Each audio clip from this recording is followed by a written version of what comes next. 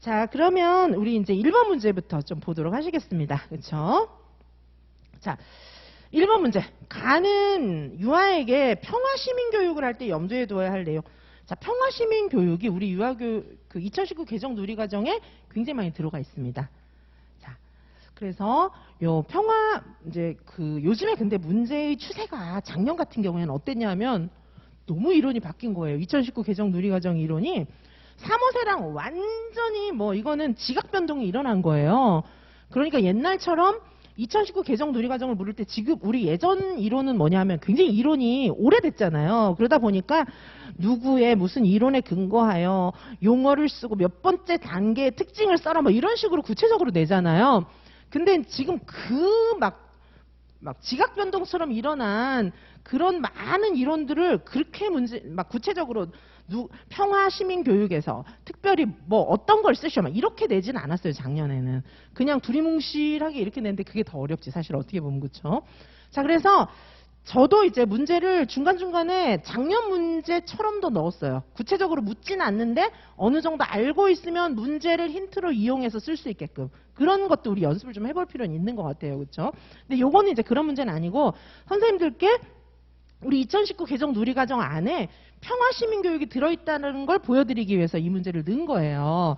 자, 보시면 근데 제가 이제 이 문제를 다른 교수들한테 다 부탁하고 이제 같이 얘기하고 이랬지만 결국은 끝엔 제가 다 고쳤어요. 제가 다 감수했어요. 그렇죠? 왜냐하면 내가 직접 풀려드릴 거잖아요. 그래서 좀 이상한 건 내가 전화해서 통화 다 하고 해서 다 고친 겁니다. 결국은 끝에 가서는 제 손을 다 거쳤어요. 자, 그래서 보시면은 1번 보시면 자, 평화시민교육을 할 때 염두에 두어야 할 내용이 이제 일단 가에 있다는 거죠. 가에 보시면 어떻게 되어 있냐면요. 평화가 옛날 평화하고 지금 평화하고 조금 개념이 달라졌다는 거예요. 옛날은 뭐냐면 과거의 평화는 직접적 폭력으로부터 보호한다고 하는 소극적 평화에 머무는 거예요. 뭐냐면 전쟁만 안 나면 된다. 애가 이렇게 가서 두들겨 맞지만 않으면 된다. 뭐 이런 식으로 생각한 거예요. 그래서 소극적으로 보호해주는 거에 머물러 있었다면 지금의 평화는 뭐냐 하면 가난, 차별, 환경 파괴 이런 것처럼 눈에 잘 안 보이지 않는 간접적 폭력까지도 이런 게 있어도 폭력이야 이렇게 생각하는 거예요. 그러니까 폭력이 훨씬 더 광범위하고 적극적인 의미로 바뀌었다는 거죠. 자, 그래서 지금의 평화시민교육은 뭐냐 하면 너 애 때리면 안 돼 뭐 이 정도가 아니라는 거죠. 그게 아니고 야, 가난한 애들, 다문화 애들 차별하면 안 된다. 환경 파괴하면 안 돼. 벌레도 죽이면 안 돼. 이런 것들을 선생님이 막 일일이 가리키는 거 아니고 느끼도록 해주는 거. 자, 그런 게 평화시민교육의 내용인데 듣고 보니까 2019 개정 누리과정에 이런 거 되게 많이 들어있다. 이런 생각 좀 드시죠. 그렇죠? 그 실체가 평화시민교육입니다. 자, 보시면 평화의 개념이 이렇게 바뀌었어요. 가처럼. 자, 지속가능한 발전교육 안에도 이런 내용이 들어있어요. 평화시민교육 하라고 되어 있습니다. 자, 그러니까 2019 개정 누리과정 안에 지속가능한 발전교육은 뭐 대거노가 있고요. 그렇죠? 평화시민교육도 엄청 여기저기 들어있었구나. 이제 깨달을 수 있어요. 자, 동그라미 1에 유아들에게 평화시민교육을 실시할 때 사용할 수 있는 평화의 개념을 설명하고 이거는요. 가는요. 지금 대거 힌트가 들어있는 거죠. 지금 평화시민교육이 뭔지 몰라도 제가 이제 평화시민교육 이런 용어도 이제 우리가 작년 문제에서는 쓰지는 않았는데 용어는 썼어요. 그렇죠? 다른 스타일로 썼지만 일단 가에서는 힌트를 좀 주고는 있습니다. 그래서 선생님들께서 잘 몰라도 가에 있는 내용을 최대한 활용해서 답을 쓸 수 있어요. 그죠? 자, 그래서 보시면 작년에 그런 문제 되게 많았어요. 그래서 선생님들께서 지문에서 막 유추해서 요약하고 이렇게 해서 답을 쓴 분들은 점수를 받고 아예 안 쓴 분들은 점수를 못 받고 그랬다는 얘기들이 많이 있습니다. 그렇죠? 동그라미 1에 자, 평화의 개념이 여기 다 들어있잖아요. 어떻게 돼 있어요? 과거의 평화는 좀 아니고 지금 새롭게 바뀐 평화의 내용 요게 평화 개념이구나 이렇게 생각할 수 있잖아요. 그러면 뭐 어떻게 제가 이제 답은 내놓긴 했지만 이게 답이 좀 광범위하잖아요. 평화의 개념이 이미 설명이 돼 있어요. 어느 정도. 그래서 요거 보고 조금 다시 만들어 쓰실 수가 있어요. 자, 그래서 보시면 여기 현재는 가난, 차별, 환경 파괴 이런 것까지 하지 않는 거. 요게 평화다. 이렇게 했기 때문에 요걸 응용해서 쓰실 수 있겠죠. 그죠? 한번 써보신다면 예를 들면 뭐 그 다문화라든가 뭐 장애 뭐 이런 사람들을 차별하지 않고 그다음에 환경과 함께 공존하면서 그 자연을 파괴하지 않는 그런 개념이다. 뭐 이런 식으로 써도 답은 되거든요. 사실 그렇죠? 자, 그 다음에 동그라미 2는 뭐냐면 평화시민 교육의 내용 한 가지를 쓰라는 거예요. 평화시민 교육의 내용. 자, 내용도 여기 어느 정도 제시를 했어요. 그렇죠? 그래서 우리 평화시민 교육의 내용은 이미 2019 개정 누리과정 내용 안에 많이 들어있어요. 그래서 지금 이제 요 가 지문을 통해서 좀 개념을 약간 알아차리고 답을 쓰실 수는 있습니다. 그렇죠? 자, 그러면 요 해설을 좀 보실게요. 해설을 좀 보시겠습니다. 자, 제가 이제 이 평화시민 교육도 굉장히 많은 책에서 다루고 있기 때문에 이거 뭐 내용을 정리하자면 한이 없어요. 그래서 이게 내용 정리를 그렇게는 안 하고 간략하게 정리를 해두었습니다. 보시면 평화시민 교육에서 다루어야 할 평화의 개념이에요. 자, 아까도 말씀드렸지만 평화의 개념이 좀 바뀐 거예요. 그렇죠? 자, 그래서 우리가 유아들한테 가르쳐줘야 할 평화의 개념은 어떤 거있냐 하면 일단 평화 감수성을 갖게 하는 거예요. 이거 평화 아닌데? 이거는 평화인데? 뭐 이렇게 평화 감수성을 갖게 하는 겁니다. 자, 내면 상태에서 평화를 추구하는 그런 감수성을 갖게 하는 거랑 그 다음에 이런 것들이 다 평화 교육의 그런 내용이고 개념들이에요. 인권 존중, 협동, 그렇죠? 공존이나 배려, 상생과 소통, 뭐 이런 것들입니다. 그렇죠? 자, 그래서 이런 것들을 갈등을 또 평화적으로 해결하고 뭐 이런 것들이 전부 다 평화의 개념에 해당하는 거예요. 그 다음에 이제 문화적 평화를 실천할 수 있는 문화, 사실 다문화 교육 이런 것들도 다 이 문화적 평화에 해당한다고 볼 수가 있습니다. 평화 시민 교육의 내용에 문화적 평화 이런 것도 있고 그 다음에 평화를 어떤 목적을 달성하기 위한 수단으로서의 평화 이런 것들도 있고 그러면 어떤 거예요? 여기서 뭐 우리가 이제 가치 문제 같은 거 토론할 수도 있고, 그렇죠?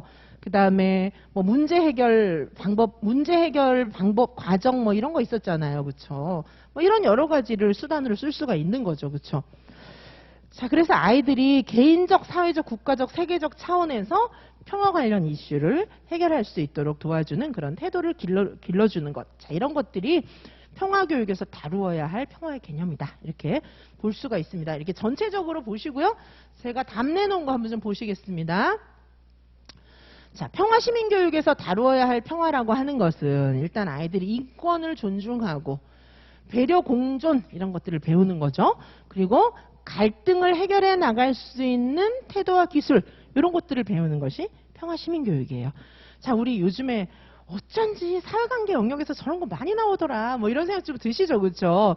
요게 우리 지금 지속가능한 발전 교육이라든가 평화시민교육에서 이런 거 굉장히 많이 강조하고 있어요. 지금 앞으로의 사회는 막 이렇게 굉장히 기술적으로도 발전하고 빈부격차도 오히려 더 심해지고 이런 사회이기 때문에 이런 평화교육을 반드시 해야만 이 나라나 그죠? 이 전 지구적인 그런 범위에서 지속가능한 발전이 가능한 거예요. 그렇죠? 자, 그래서 이런 내용이 필요합니다. 자, 평화시민교육의 내용을 일단 뭐 지식, 기술, 태도, 가치, 태도 이렇게 나누어서 좀 볼 수가 있어요. 자, 보시면은 지식적으로 다뤄야 할 내용들도 있습니다. 뭐 환경 문제, 인권 문제, 뭐 문화의 다양성, 뭐 이런 갈등 문제, 뭐 이런 것들도 있고요. 자, 그다음에 기술적인 영역. 기술적인 영역은 뭐예요? 지식은 이제 사실 아이들한테 이런 게 있단다 하고 알려주는 것이고 기술적인 것은 진짜 평화적인 방법으로 뭘 해결하고 평화를 실천할 수 있는 진짜 할 수 있는 능력이잖아요. 그렇죠? 자, 이런 거 보시면 대화와 토론을 통해서 대부분 가치 갈등 상황에서는 대화와 토론을 통해서 해결을 하잖아요. 아이들이 서로 갈등될 때는. 그렇죠? 자, 그리고 비판적인 사고, 창의적인 사고, 의사결정 뭐 이런 것들도 있었어요. 의사결정 방법 이런 것들도 의사결정을 할 때 내 멋대로 힘센 사람이 막 하고 이런 게 아니잖아요. 같이 대화하면서 그죠? 합리적인 그런 판단을 하는 것이 의사결정이었잖아요.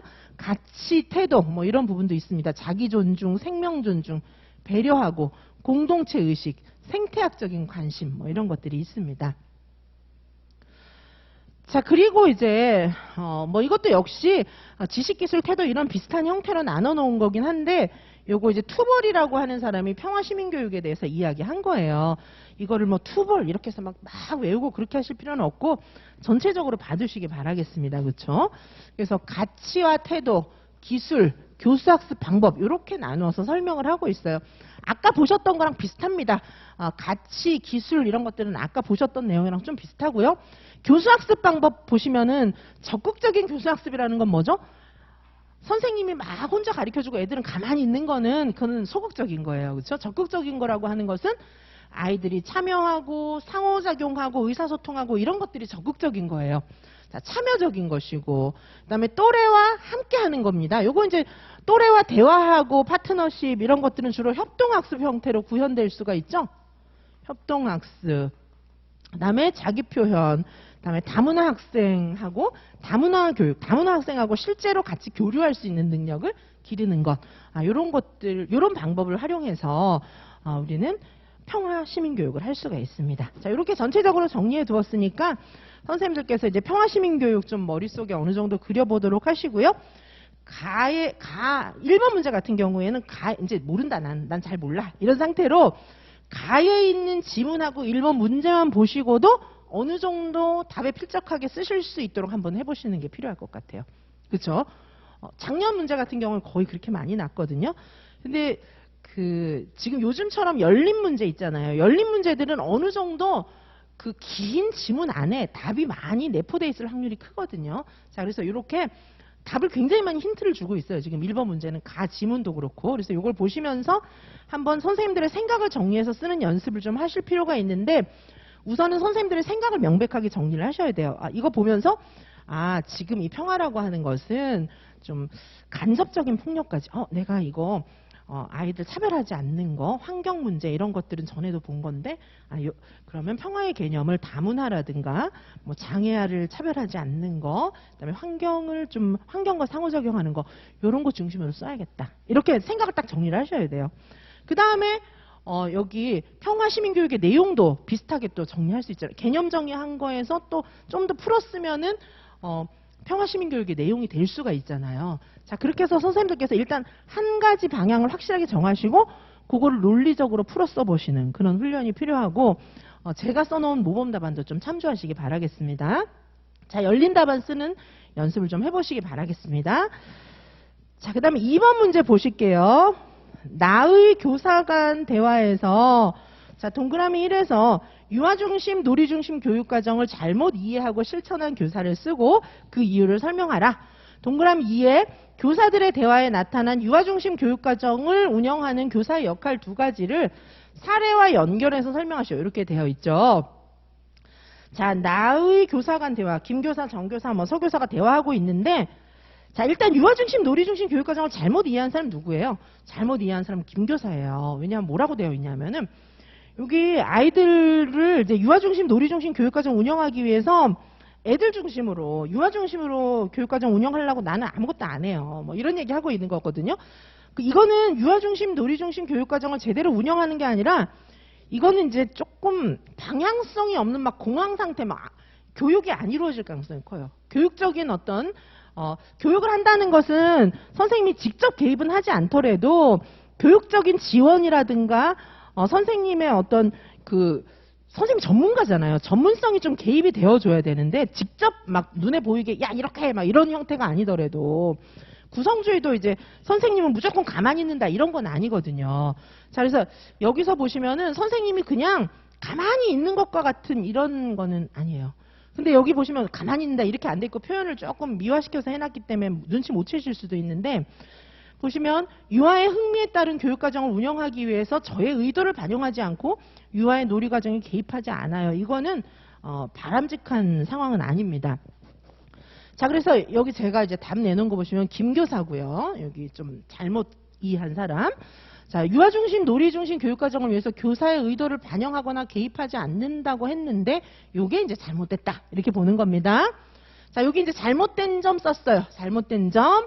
그리고 그 이유입니다. 뒤에 나와 있는 것은 그 이유예요. 보시면 교사의 의도가 전혀 반영되지 않으면 교육과정의 방향성이 없어지기 때문에 그렇죠?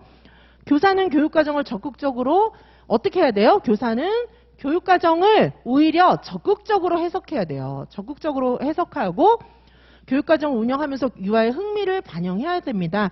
적극적으로 해석하기 위해서는 우리 누리과정을 잘 이해하는 책무성도 필요하고 그 다음에 유아의 59개 누리과정을 이해하는 책무성도 필요하고, 그다음에 플러스 유아를 계속 관찰 기록하면서 반성적 사고 뭐 이런 것들을 통해서 선생님이 직접 얘들아 이렇게 해 막 이런 건 아니지만 계속해서 선생님들의 교육적 지원이 들어가 주는 게 맞다는 거예요.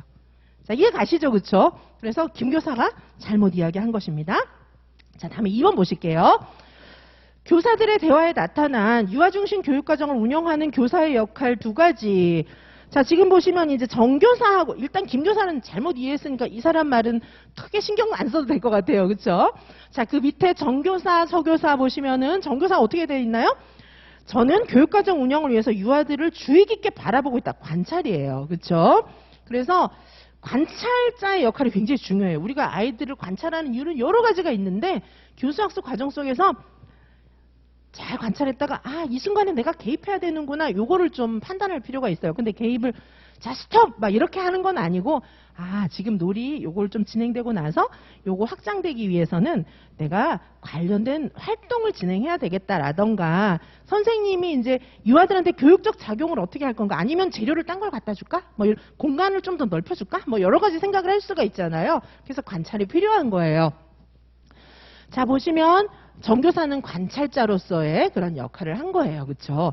왜냐하면 여기 주의 깊게 바라보고 있다. 이게 바로 관찰자의 역할이다. 이렇게 볼 수가 있고요. 자, 관찰이라고 하는 것은 어떤 것인지 이렇게 이제 설명을 해놨습니다. 관찰자의 역할을 설명을 했고요. 자, 그 다음에 서교사는 뭐라고 얘기하고 있습니까? 지금 사라초 얘기를 하고 있는데 사라초는 교사의 역할 중에서 교육과정 설계, 일과계획 이런 거 하라고 했잖아요. 근데 사라초가 얘기할 때만 해도 좀 옛날이기 때문에 이게 이제 굉장히 교사 중심의 계획을 이야기를 했는데 지금은 그게 아니잖아요. 그렇죠? 그래서 이제 서교사가 좀 어떡하지? 막 이렇게 생각하고 있는 거예요. 유아들의 능력에 맞는 교육과정을 개발하고 사라초가 얘기한 대로 내가 계획해갖고 막 그거 그대로 해야 되나요? 놀이 중심, 유아 중심에서는 그렇게 하면 안 되지 않을까요? 뭐 이런 얘기를 하고 있는 거예요. 어쨌든 지금 서교사는 계획에 대해서 얘기하고 있는 거거든요. 교사의 역할, 관찰자도 있고 계획자도 있습니다. 2019 개정 누리과정 유아 중심, 놀이 중심에서도 교사는 계획해야 돼요. 그죠? 계획을 해야 되는데 단지 사라초하고는 좀 달라요. 어떻게? 융통성을 강조하고 있습니다. 자, 그래서 여기 보시면 서교사는 계획자로서의 교사 역할을 이야기하고 있고 여기서 융통성을 가지고 실천하는 게 굉장히 중요합니다. 주도권을 유아에게 줘야 돼요. 선생님이 막 계획 세워서 그대로 끌고 가는 거 아니고 주도권을 유아에게 주고 유아의 놀이와 배움을 고려해서 융통성 있게 교육과정이 운영되어야 하는 것입니다. 요거를 이제 교사들의 대화 사례 속에서 찾아내실 수 있어야 하겠죠. 그렇죠? 지금 문제처럼. 자, 교사의 역할 보시면 제가 이제까지는 교사의 역할이라든가 뭐 이런 거 나오면 무조건 해실이 갖고 딱 정리를 그냥 판에 박히게 해드렸는데 요새는 너무 많은 이론서들이 많이 나와 있어요. 단행본들도 너무 많이 나와 있어서 지금은 단행본으로 정리를 좀 해드린 거예요. 자, 요렇게도 볼 수 있다. 그렇죠? 자, 뭐 해실이랑 거의 비슷합니다. 자, 그래서 교사의 역할, 관찰자, 계획자, 지원자, 연구자 뭐 이렇게 볼 수가 있어요. 자, 그래서 일단 요약을 이렇게 해놨고 이제 밑에는 조금 자세하게 설명해 놓은 것입니다. 자, 말씀드렸지만 유아중심 교육과정이라고 해서 교사의 의도나 개입이 이루어져서는 안 된다 이렇게 생각할 필요는 없어요. 막 이렇게 오해하시는 선생님들도 많은데 그건 아니에요. 그렇죠? 그러면은 교사하고 유아가 사실은 동등해야 되거든요. 근데 교사가 우위에 있고 선생님은 너무 그러면 질질 끌려다니는, 그쵸? 동등한 관계가 아니잖아요. 그거 바람직한 거 아니에요. 그쵸? 자, 교사의 의도가 전혀 반영되지 않는 교육은 방향성이 없어서 자유방임. 그냥 교육이 안 들어간 거예요. 애들이 그냥 멋대로 놀고 있는 거예요. 그렇게 하라는 얘기는 아니에요. 그쵸? 생각을 확장시켜줘야 되잖아요. 그래서 오히려 교사는 교육과정을 적극적으로 해석해야 돼. 59개 내용이라든가 이런 것들을 해석해갖고 이게 무슨 뜻인지 잘 알고 더 반성적으로 사고하고 공부해야 됩니다. 자, 그래서 영유아의 흥미를 반영하고 그다음에 참여를 이끌 수 있는 그런 노력을 해야 되는데 단 선생님 중심으로 막 끌고 가는 건 아닌 거예요. 그렇죠? 그다음에 관찰자 역할, 그렇죠? 계획하지 않은 가르침과 배움의 순간 요런 걸 탁 포착해갖고 여기다가 막 교육적 고민을 하는 거죠. 뭘 지원해주지? 다음에 어떤 활동하고 연결하지? 뭐 이런 고민을 많이 하셔갖고 아이들의 생각을 확장해주고 놀이를 확장해주고 이런 노력들이 필요합니다. 그다음에 계획자, 아까 말씀드렸던 것처럼 융통성 필요하고요. 그 다음에 선생님은 지원자, 연구자로서의 역할이 굉장히 많이 필요해요. 지원해주는 것은 환경적인 지원도 있고 재료 지원도 있고 여러 가지 상호작용도 있고 지원의 내용은 다양하고 있다가 우리 놀이 운영 사례집에서 설명하고 있는 교사의 역할 다시 한번 보실 거예요. 거기도 이제 지원의 다양한 내용들이 나와 있습니다. 그리고 연구자, 우리는 반성적 사고가 진짜 더 필요해졌어요. 2019 개정 누리과정에서는 반성적 사고를 하지 않으면 그쵸? 선생님이 오히려 직접 딱 개입하는 건 반성적 사고를 좀 덜 해도 되는데 애들을 관찰해가지고 적절한 지원이 뭔지를 계속해서 판단해야 되고 아이들을 관찰하면서 아이들의 생각을 이해해야 되기 때문에 정말 관찰이 옛날보다 더 필요하고 그 관찰한 내용에 대해서 연구를 계속해야 되는 거예요. 그렇죠? 자, 이렇게 보시기 바라겠습니다. 자, 그 다음에 3번 보실게요. 3번은 일단 선생님들이 뭐 슈타이너는 이제 잘 아시니까 발도르프랑. 자, 3번 문제 보실게요. 근데 여기는 이제 슈타이너만 나온 게 아니고 슈타이너는 그냥 덤으로 나온 거고요. 사실은 이제 생태 유아 교육에 대해서 설명하고 있습니다. 자, 3번 문제 보시면 동그라미를 다의 기억이 누군지 쓰고 지금 이제 학생 선생님들끼리 예비 유아 교사들끼리 대화를 하고 있는데 김 학생 선생님이 뭐라고 얘기하고 있어요? 슈타이너 기억은 육체, 영혼, 정신 그 다음에 오이리트미 뭐 이런 거 얘기하고 있으니까 슈타이너구나 쉽게 아실 수 있어요. 그렇죠? 그래서 기억은 슈타이너예요. 3번 보시면 동그라미 1에 기억이 누군지 쓰고 요거 슈타이너가 누군지 쓰라는 거고요. 동그라미 2에는 대신에 슈타이너가 운영한 발도르프 유치원의 운영 철학과 유사한 우리나라 유아교육 프로그램. 요거 생태입니다. 생태. 그죠? 레지오 에밀리아하고 유사한 교육 프로그램은 프로젝트고요. 그 다음에 발도르프랑 굉장히 유사한 교육 프로그램은 생태 유아교육입니다. 자, 그래서 근데 밑에다가 설명도 해놨어요. 뭐라고 설명되어 있습니까? 유아교육의 현실을 개선하기 위한 새로운 교육 패러다임이다. 그리고 산업 문명의 피해자인 그런 아이들을 좀 도와주기 위한 것이고 자연의 순리를 따르는 자연 친화적인 유아교육이다. 이렇게 이야기하고 있죠. 그렇죠? 자, 요런 생태 유아교육에서 이야기하고 있는 자연관 유아교육관을 써라. 2번 문제입니다. 그렇죠? 자, 1번 문제는 슈타이너였고 발도르프 유치원하고 굉장히 비슷한 우리나라 유아교육의 새로운 패러다임. 그거는 생태 유아교육이에요. 생태 유아교육은 이제 사실 우리나라에서 나타난 자생적인 그런 것인데 비슷한 게 서양이 또 있기도 해요. 숲유치원 같은 거. 그렇죠? 자, 그래서 여기 발도르프 유치원 프로그램은 제가 이제 설명을 더 안 하려고 그래요. 너무 많이 했기 때문에 요거 자료 그냥 보시면 좋을 것 같아요. 그렇죠? 자료 보시고요. 뭐 발도르프 보시기 바라겠습니다. 이거 보시고 생태 유아교육을 좀 이제 보시면 자, 이 생태 유아교육이 2019 개정 누리과정에 또 굉장히 많이 녹아 있어요. 생태 유아교육이. 자, 생태 유아교육은 생명 존중, 환경 친화적인 태도 이런 것들을 배우도록 하는 것이 이제 굉장히 중요한 의도가 있고요. 자, 여기 자연에 대한 지금 이제 생태학적 관점하고 자연을 바라보고 교육을 바라보는 게 옛날 기술 중심적인 거, 기술을 중요하게 생각하던 그런 옛날 객관주의적인 시대하고 조금 많은 차이가 있습니다. 자, 보시면 요런 차이가 있어요. 이렇게 이제 차이가 있습니다. 그렇죠? 그래서 생태주의적인 관점, 생태 유아교육에서는 인간관, 자연관, 교육관, 유아교육관이 이렇게 다릅니다. 요거는 이제 왼쪽에 있는 거는 옛날에 그러니까 얼마 전까지 우리가 생각했던 것들이에요. 자, 이때는 이제 인지적인 측면을 강조할 수밖에 없었어요. 옛날에는 기술이 중요하니까 자연을 우리가 변화시키는 거야. 이용하는 대상이야. 이렇게 생각했거든요. 근데 생태주의적인 관점은 인간은 자연의 일부이다. 이렇게 봐요.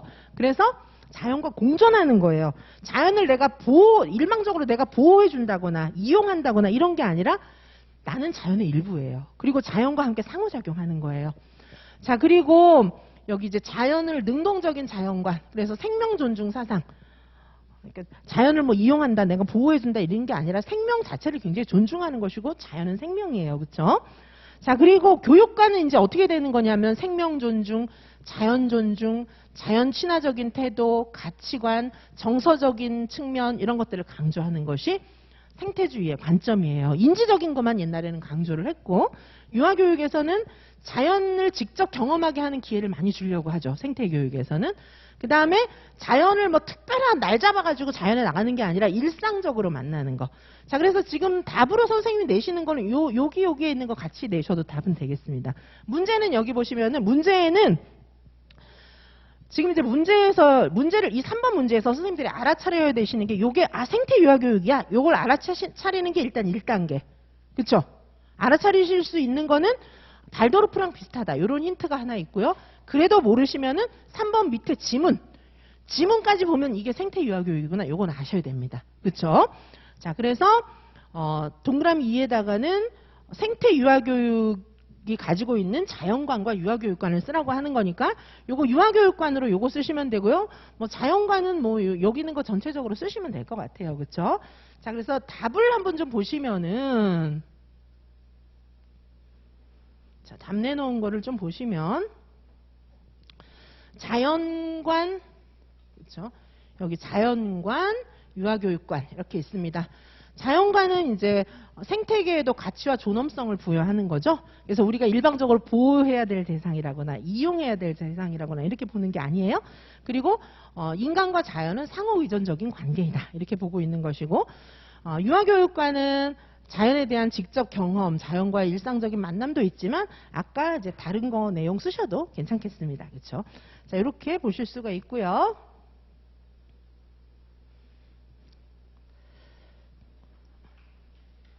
자, 그다음에 4번 문제 보실게요.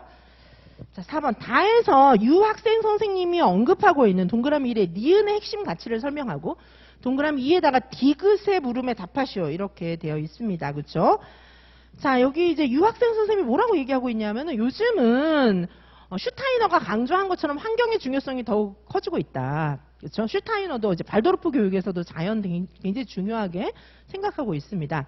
자, 이것이 이제 지속 가능한 발전 교육하고 연결이 되는데 지속 가능한 발전 교육이 유아들에게 필요한 이유는 뭘까? 이렇게 얘기를 하고 있는데 여기서 니은은 뭡니까? 지속 가능 발전 교육의 핵심 가치를 쓰라는 것이고 디귿은 유아들에게 지속 가능한 발전 교육이 필요한 이유가 뭘까? 이렇게 이야기하고 있는 거예요. 지금 우리 작년 문제에도 지속 가능한 발전 교육이 3문제 나왔죠? 환경 교육, 그렇죠? 환경 생태계하고 같이 공존하는 내용 뭐 이런 거 나왔었어요. 그렇죠? 제가 2022 문풀에서 기출 문풀에서 자세하게 말씀을 드렸었는데 지속 가능한 발전 교육은 진짜 우리 2019 개정 누리 과정에 엄청 녹아 있고요.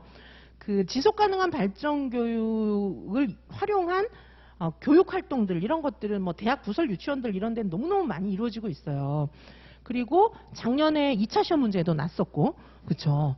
2차 시험 문제는 대놓고 지속 가능한 발전 이런 용어까지 났어요. 그리고 지금 뭐 국내에 있는 많은 유아교육과 교수들이 여기 OECD에 직접 가입이 아니라 직접 막 중요한 요직들 많이 하고 있어요. 꼭 공부하셔야 됩니다.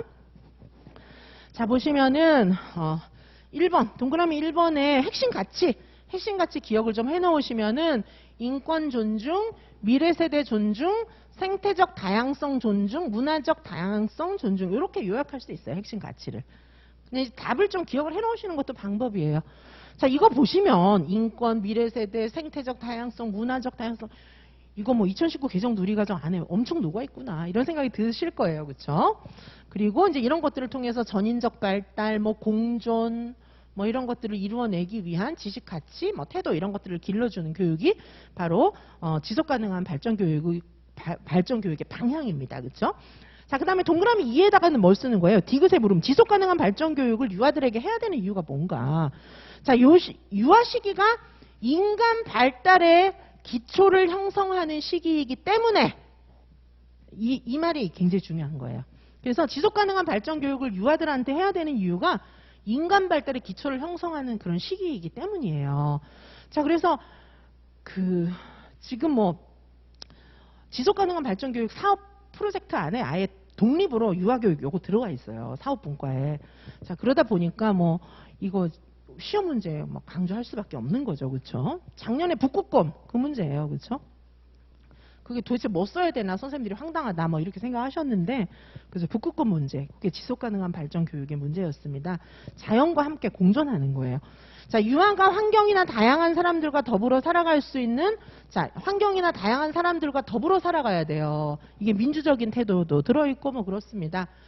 그리고 주체적, 능동적으로 성장해 나가고, 그 다음에 이게 이제 애들이 경험을 통해서 역량 증진을 해야 되는 거죠. 머릿속으로 막 지식만 이렇게 외워가지고는 실천이 안 돼요. 그렇죠? 그래서 경험을 통해서 역량을 증진할 수 있도록 해주는 거.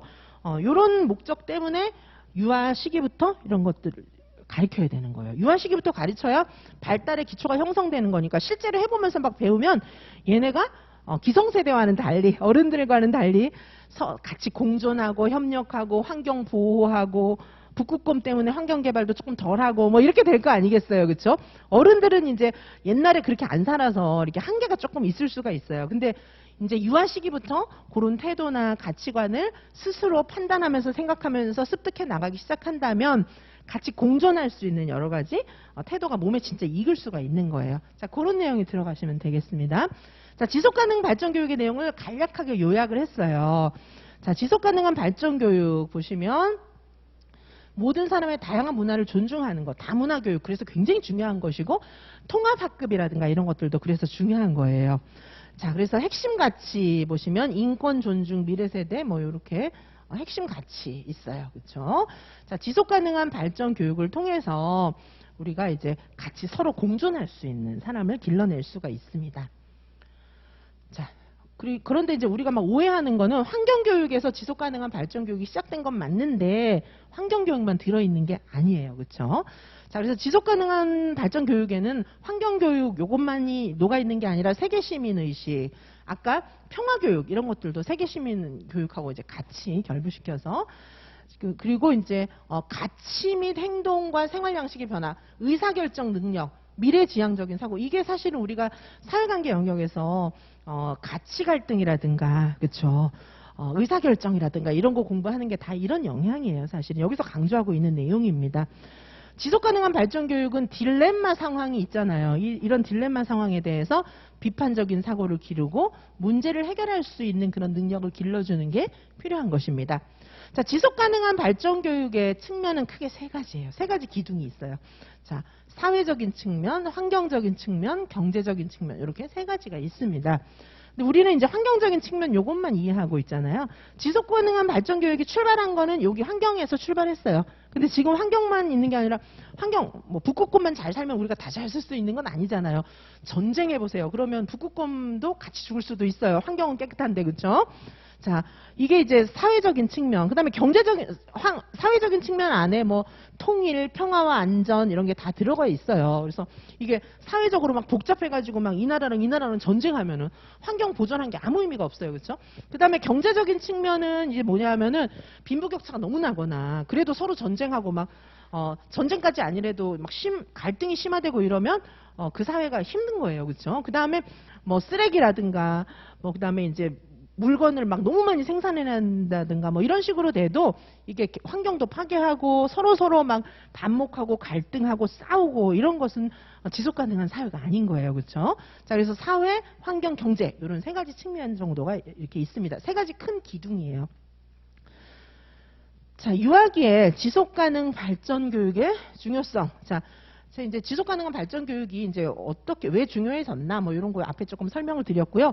유아 시기에 이제 중요한 이유는 지속 가능 교육으로서 가장 중요한 시기예요. 모든 생활 태도가 어려서부터 만들어지기 때문에.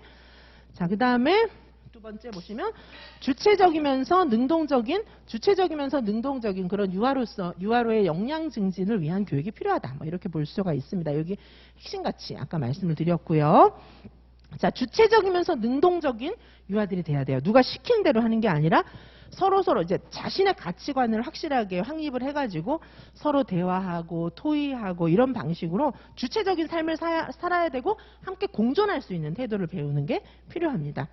자, 유아기의 지속 가능한 발전 교육. 자, 유아기의 지속 가능한 발전 교육은 유아가 직접 참여하는 거예요. 선생님이 뭘 막 가르쳐 준다거나 교사 중심이 아니라 유아가 직접 참여하는 게 굉장히 중요하고 민주 시민의 기초 이런 것들을 형성하는 것이 필요합니다.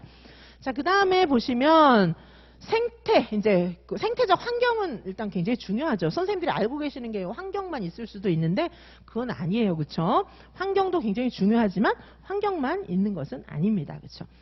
자, 지속 가능한 발전 교육은 사람과 사람, 사람과 환경 이런 상호 관계를 중요하게 생각해요. 그래서 공존할 수 있는 사람을 기르는 것을 중요하게 생각합니다. 평화롭게 공존하는 것을 강조하고 있습니다. 자, 제가 그래서 지속 가능한 발전 교육 정리를 잘 해두었으니까 보시기 바라겠습니다. 우리 잠깐 쉬었다가 또 5번부터 풀도록 하시겠습니다. 잠시 휴식하실게요.